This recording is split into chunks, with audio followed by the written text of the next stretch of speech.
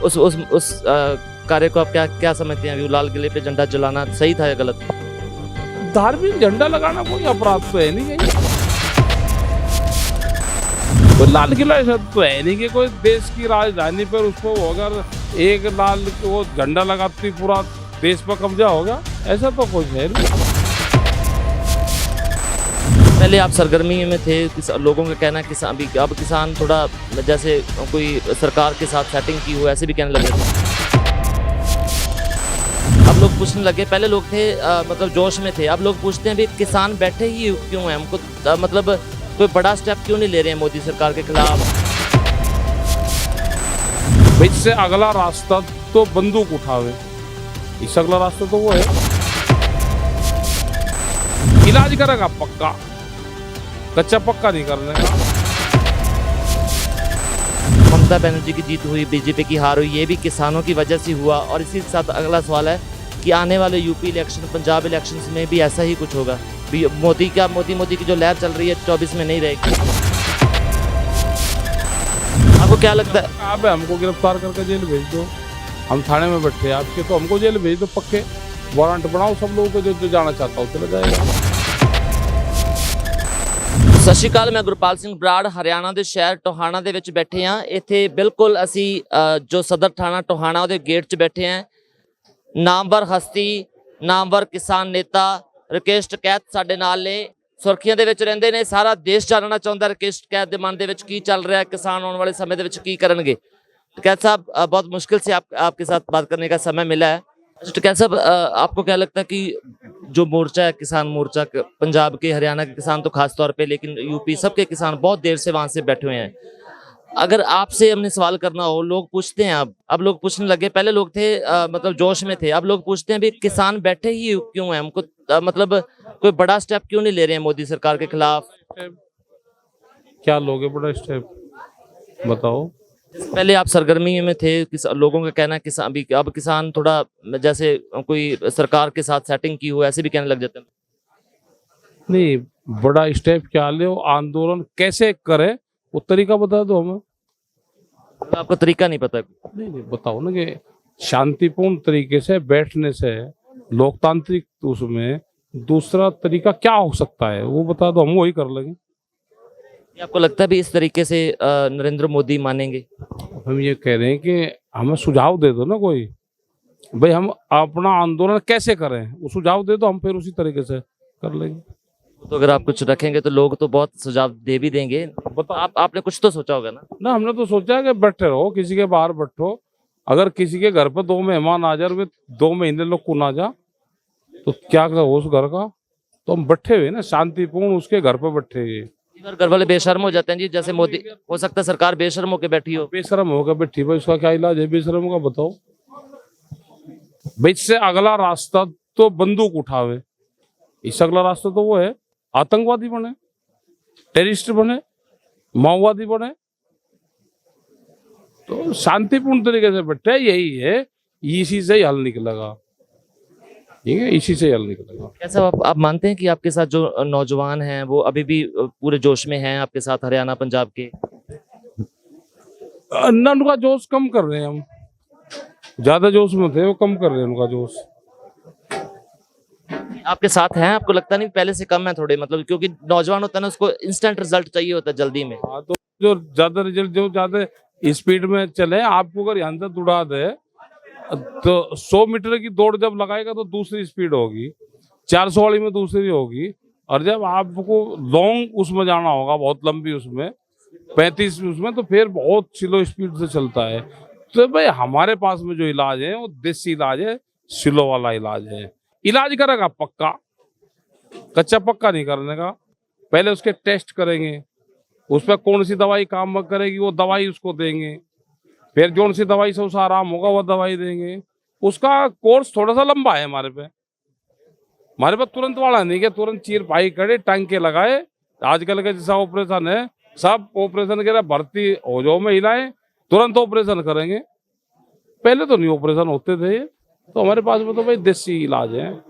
बहुत अच्छी बात कही है तो आपने खैर टिकैत साहब, जो आपकी बात करें तो लीडरों में आपके बयान हैं जो मान लेते हैं भी सरकार के खिलाफ रहते हैं, आप अपने लोगों के जो दूसरे लीडरों के खिलाफ, किसान लीडरों के खिलाफ कम बोलते हैं, लेकिन और किसान नेता है ना जो खासकर पंजाब के, उन पे ये इल्जाम बहुत लगते हैं कि वो नौजवानों यूनियन के खिलाफ ज्यादा बोलते हैं, नौजवान उनके खिलाफ बोलते हैं। ये पंजाब में जो किची-काना चलता रहता है आपस में, इसने मोर्चे का नुकसान भी किया है। आप इसको सुधारने के लिए क्या कर रहे हैं और आपको लगता है ये बात सच है? नौजवान जो क्यों नहीं खुश हैं उनसे? हमने तो नहीं सुनी उनकी किसी की बात पंजाब में भी कि कोई किसी के खिलाफ वहां बोलता है। वहां तो पंजाब में तो ठीक आंदोलन है, हमने तो नहीं सुनी। नौजवान और किसान नेताओं के बीच में चलता रहता है सर, कोई कॉमरेड हैं, कोई सिख है, ऐसे कुछ बहुत मामले चल रहे हैं, वो नहीं चलने चाहिए किसान को। पेट का मामला अपने आप बैठ कर समझा ले, उसे बाहर क्यों लेकर जाओ। यही तो मसला है ना। हाँ समझा ले उनको, वही समझा ले। अच्छा तो कैसा, आप दीप सिद्धू को जानते होंगे, उनके बारे में क्या ख्याल है आपके? दीप सिद्धू जो जेल भी जाके, ज्यादा मुलाकात है नहीं, वो था जिसने वो लाल किले पे एक धार्मिक ध्वज बांध दिया था। उस कार्य को आप क्या क्या समझते हैं? अभी वो लाल किले पे झंडा जलाना सही था या गलत? धार्मिक झंडा लगाना कोई अपराध तो है नहीं कहीं। अगर उतना बड़ा मामला, धार्मिक झंडा कोई लगा दिया तो धार्मिक झंडा लगाने की क्या धाराएं बनती है वो लगा दो उसमें। कोई लाल किला ऐसा तो है नहीं कि कोई देश की राजधानी पर उस पर अगर एक लाल वो झंडा लगाती पूरा देश पर कब्जा होगा, ऐसा तो कुछ है नहीं। एक खाली लोहे के पाइप पे एक धार्मिक झंडा लगाना तो कोई अपराध तो है नहीं। क्योंकि तो बहुत बड़ा जो संघ वाले जो लोग हैं, इन्होंने तो वहां जयपुर हाई कोर्ट पे लगा दिया था अपना भगवा झंडा। जबलपुर में भी लगा, इन्होंने 2 जगह लगा मुख्यमंत्री ने, तिरंगे की बजाय, और वो भगवा झंडा लगा दिया था। तो उस पर तो कोई मुझे लगे अपराध, जैसा उस पर अपराध बना हो वैसा इन पर बना दो। नेशनल मीडिया ने, सरकार ने तो ये बोला भी देशद्रोह की बात है, तिरंगा हटाया गया, हालांकि हटाया नहीं। लाल किला किसका है? लाल किला तो डाली मियाँ का। अब डाली मियाँ ने तो कोई मुकदमा करा नहीं भाई। अगर लाल किला सरकार का होता तो चलो सरकार कह सकती थी। लाल किले पर तो अंग्रेज जिनके पास में वो थे सब तोप तमंचे, वो लाल किले पे कभी नहीं जा पाया। और आज लाल किले पे आदमी जा रहा और फिर कह रहे जी लाल किले पे कब्जा कर दिया। तो लाल किला इतना हल्का चीज होगी क्या? कोई भी जाओ तो तोप तमंचे लगते थे, क्वाड टूटते थे, फौज लगती थी, हजार फौज लगती थी। तो लाल किले पे तो जब भी कोई नहीं जा पाया। आज लाल किले के ऐसे कैसे दरवाजे खोल दिए कि जाकर लाल किले के सिद्धि का भी रास्ता बता दिया, ऊपर भी जाकर चढ़ा दिया, बालकों को बहका कर लेकर गए लाल किले में। कौन कौन थे उनकी जांच होगी।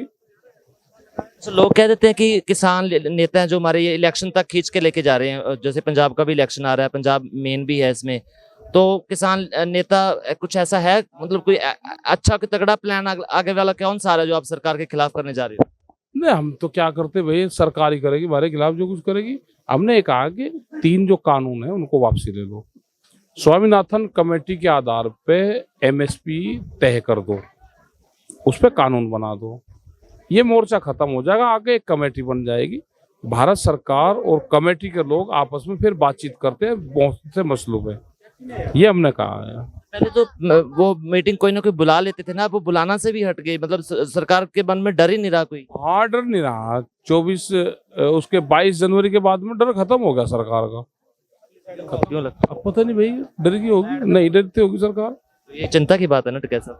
हाँ चिंता की बात है, सरकार डर नहीं रही, चिंता की बात है। तो इसका हल क्या, सोल्यूशन क्या है? निकल जाएगा भाई, हो सके कि 2022 में ले ले सरकार कानून वापसी, 2023 में ले ले, बैठे रहेंगे तब? 24 तक हो जाएंगे साहब। 2024 में सरकार ले लेगी वापसी, भारत सरकार।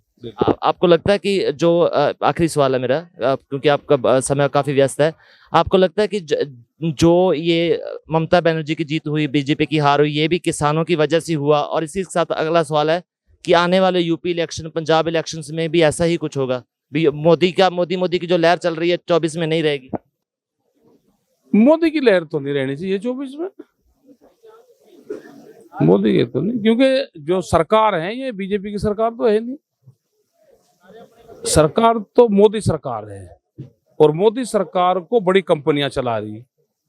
बीजेपी के लोग भी, जो बड़े लीडर थे बीजेपी के, वो तो घरों में कैद हैं, तो उनको भी छुटाना चाहिए देश की जनता को, जिन्होंने यह पार्टी बनाई, जिन्होंने कुर्बानी करी, तो ये तो घरों में कैद हैं, उनको छुटाना चाहिए। तो बहुत शुक्रिया जी।